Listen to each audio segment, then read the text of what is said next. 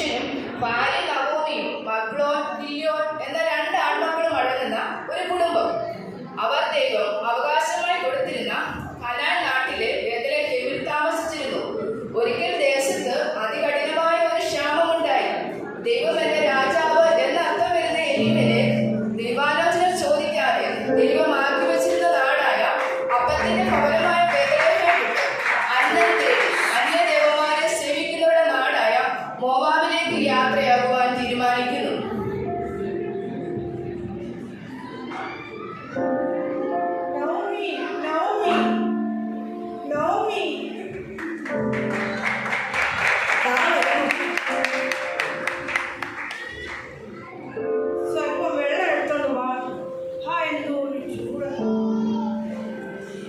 അല്ല, വയലിൽ പോയി നോക്കിയിട്ട് എന്തായി? എന്താകാനാ? ദേശം വെന്തുരുക്കല്ലേ. ബേത്ലഹേം പട്ടണം ഇന്ന് അല്പധാന്യത്തിനായി പരക്കമായിട്ടുണ്ട്. ദൈവമേ, നാം ഇനി എന്ത് ചെയ്യും? എനിക്കറിയത്തില്ല. ദേശം വെന്തുരുകുമ്പോൾ ജനം ദൈവത്തിൽ നിന്ന് അകലെ അകലെ പോകുന്നു. നമ്മുടെ പാഠശാലയിലെ ധാന്യമെല്ലാം തീരാറായി. 2 കുഞ്ഞുങ്ങളെ കൂടി നാം ഇനി എന്ത് ചെയ്യും?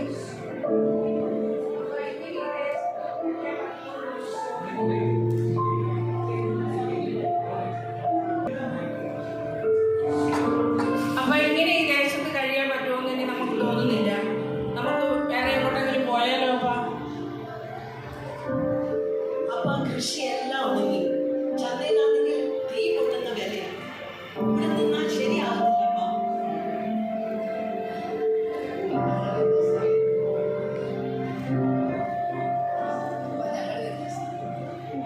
അപ്പൊ ഞങ്ങൾ വരുന്ന സമയത്ത് ഞങ്ങളുടെ കൂട്ടുകാരെയൊക്കെ കണ്ട് അവർ മോവാബ് ദേശത്തേക്ക് പോകുന്നു. അവിടെ നല്ല സമ്പൽ സമൃദ്ധിയുടെ ദേശമാണെന്ന് കേൾക്കുന്നു. നമുക്കും അങ്ങോട്ട് പോയാലോ? അയ്യോ, നമ്മുടെ പിതാക്കന്മാരുടെ ദേശം വിട്ട് പോകാനോ? പിതൃഭവനത്തിന്റെ മഹിമയൊന്നും അമ്മച്ചി പറയണ്ട. ഇവിടെ കിടന്ന് പട്ടിണി കിടന്ന് ചാകണോ, അതോ നല്ലൊരു ദേശത്ത് ദൈവം തരുന്ന സാധ്യത ഉപയോഗിച്ച് നല്ലൊരു ദേശത്ത് പോയി സുഖമായി ജീവിക്കണോ? അപ്പൊ ഒന്നും പറഞ്ഞില്ലല്ലോ. മോവാബ് ദേശം വിഗ്രഹ ആരാധന നിലനിൽക്കുന്ന ദേശം. അപ്പൊ നമ്മൾ വിഗ്രഹങ്ങളെ ആരാധിക്കാനല്ല പോകുന്നത്, നമ്മുടെ ദൈവത്തെ തള്ളി പറയാനുമല്ല. നല്ലൊരു സാധ്യത കിട്ടിയപ്പോൾ നമുക്ക് അവിടേക്ക് പോകാം, പട്ടിണിയില്ലാതെ കഴിഞ്ഞുകൂടാം. മക്കളെ, ഞാൻ നിങ്ങളുടെ ആഗ്രഹങ്ങൾക്ക് എതിർ നിൽക്കുന്നില്ല. നവോമി, നീ യാത്രയ്ക്കായി വേഗം തയ്യാറെടുക്കൂ. ഇനിയും നമുക്ക് താമസിക്കേണ്ട. അങ്ങനെ എലീമേലെക്കും കുടുംബവും മോവാബിലേക്ക് യാത്രയായി.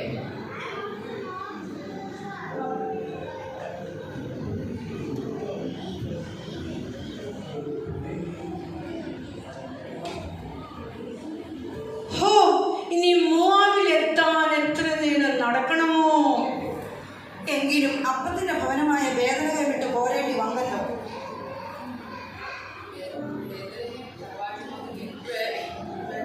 ബേത്ലഹേം തറവാട്ട് മഹിമയൊന്നും പറയണ്ട. പട്ടടി കിടന്ന് നട്ടം തിരിഞ്ഞ് നട്ടല്ലൊടിയാറായി. വയറ്റിൽ ചൂലത് ചിക്കിൽ വല കെട്ടാറായി. ഇല്ലടാ കിഴിയല്ലേ? ഈ മെഹലോൻ, അങ്ങനെ പറയാതെ. ബേത്ലഹേം യഹോവയാൽ അനുഗ്രഹപ്പെട്ട ദേശമല്ലേ. അല്പം ബുദ്ധിമുട്ട് വന്നപ്പോൾ ദൈവത്തെ തള്ളി പറയരുത്. അങ്ങനെ പോണോനെ. പിള്ളേരെ വെള്ളം വെക്കാതെ. നവമി, നീ ഇച്ചിരി വേഗം നടക്ക്. എനിക്കാണെങ്കിൽ വിശന്നിട്ട് വയ്യ. ഒരു കഷ്ണം കപ്പയെങ്കിലും കിട്ടിയിരുന്നെങ്കിൽ കൊള്ളായിരുന്നു. വിശന്ന് കഴിഞ്ഞാൽ മനുഷ്യർ എന്തും കഴിക്കും. വേഗം നടക്ക്. എത്രയോ പെട്ടെന്ന് നമുക്ക് മോവാബിൽ എത്തണം. അങ്ങനെ എലീമേലെക്കും കുടുംബവും മോവാബിലെത്തി അവിടെ ജീവിതം ആരംഭിച്ചു. ചില വർഷങ്ങൾക്ക് ശേഷം കാര്യങ്ങളെല്ലാം തിരിഞ്ഞു മറിയാൻ തുടങ്ങി. നവോമിയുടെ ജീവിതം മാറാട് അനുഭവത്തിലായി. വീണ്ടും ചില വർഷങ്ങൾ കൂടി കടന്നുപോയി. മഗ്ലോനും ഗില്യോനും രൂത്ത്, ഓർപ്പ എന്ന 2 മോവാബി സ്ത്രീകളെ വിവാഹം കഴിച്ചു. സന്തോഷത്തോടെ അവരുടെ ജീവിതം വീണ്ടും മുന്നോട്ട് പോകുന്നു. എങ്കിലും യഹോവയുടെ ദേശമായ ബേത്ലഹേം വിട്ട് സ്വയമായിട്ട് കഷ്ടപ്പാട് മാറ്റാൻ നോക്കിയതിന്റെ ശിക്ഷയാണ് ഞാൻ അനുഭവിക്കുന്നതെല്ലാം. കുഞ്ഞുങ്ങളെ, നിങ്ങളെ മോവാബിയ സ്ത്രീകളെ കൊണ്ട് വിവാഹം കഴിപ്പിക്കണം എൻ്റെ ആഗ്രഹം. എന്നാൽ നിങ്ങൾ വിഗ്രഹങ്ങളെ സേവിക്കുന്ന പെൺകുട്ടികളെ വിവാഹം കഴിച്ചു പോയി. ഈ ദൈവമേ, ഇനി എന്തൊക്കെ വഹിക്കും വിഗ്രഹങ്ങളെ ആരാധിക്കുന്ന പെൺകുട്ടികളായാലും എന്താ നല്ല മിടുക്കികളായ മരുമക്കളെ കിട്ടിയില്ലേ അമ്മച്ചി? അല്ലേടി ഓക്കെ? കുഞ്ഞുങ്ങളെ, നിങ്ങൾ വിഗ്രഹങ്ങളെ ആരാധിക്കുന്ന വിട്ട് ന്യായപ്രമാണം അനുസരിച്ച് യഹോവയെ സേവിച്ചാൽ നമ്മുടെ ശിക്ഷയെല്ലാം മാറി കിട്ടും. അമ്മച്ചി പറയുന്നതിന് കാര്യമുണ്ട്. നീ ഒന്ന് ചിന്തിച്ച് നോക്കിക്കേ. നമ്മുടെ ദൈവം ജീവനില്ലാത്തത് പ്രതിമകളല്ലേ? കണ്ണുണ്ടെങ്കിലും കാണുന്നില്ല, ചെവിയുണ്ടെങ്കിലും കേൾക്കുന്നില്ല, ഒന്നും സംസാരിക്കുന്നൊരു കഴിവോ? എനിക്ക് വിശന്നിട്ട് വയ്യ. രാവിലത്തെ കപ്പ വല്ലതും ഉണ്ടെങ്കിൽ എടുത്തോണ്ട് തടി. അമ്മച്ചി കേൾക്കണ്ട, അമ്മച്ചി കേട്ടാൽ പ്രാർത്ഥിക്കാൻ പറയും.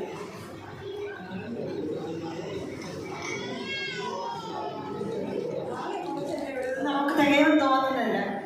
എങ്കിലും ആ കുഞ്ഞുങ്ങളെ ഉള്ളത് നമുക്ക് സ്തോത്രം ചെയ്ത് പ്രാർത്ഥിച്ച് കഴിക്കാം.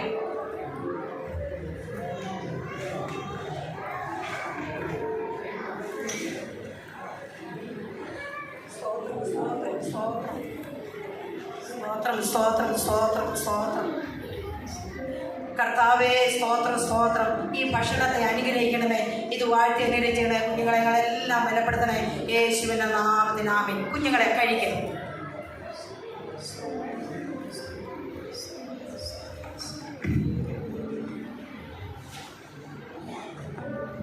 നവോമി, രൂത്ത്, ഓർപ്പ എല്ലാവരും ദുഃഖത്തിൽ.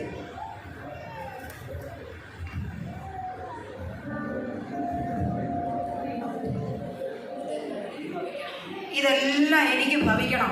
യഹോവയുടെ ദേശം വിട്ട് പോന്നപ്പോൾ തുടങ്ങിയതാണ് ഈ കഷ്ടപ്പാടെല്ലാം. ഈ കുഞ്ഞുങ്ങളോട് ഞാൻ എന്ത് പറഞ്ഞ് ആശ്വസിപ്പിക്കും? ദൈവമേ, അവരെ ഒന്ന് ആശ്വസിപ്പിക്കണമേ. സാരമില്ല അമ്മച്ചി, വന്നതെല്ലാം വന്നു.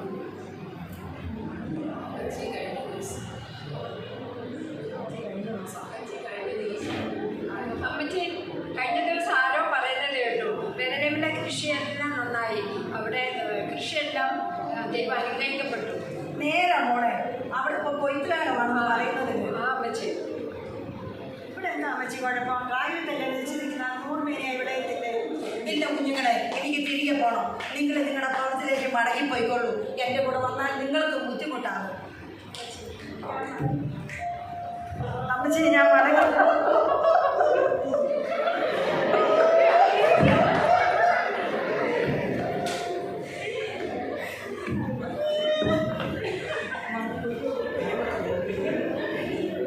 ദൈവം നിന്നെ അനുഗ്രഹിക്കട്ടെ മകളെ.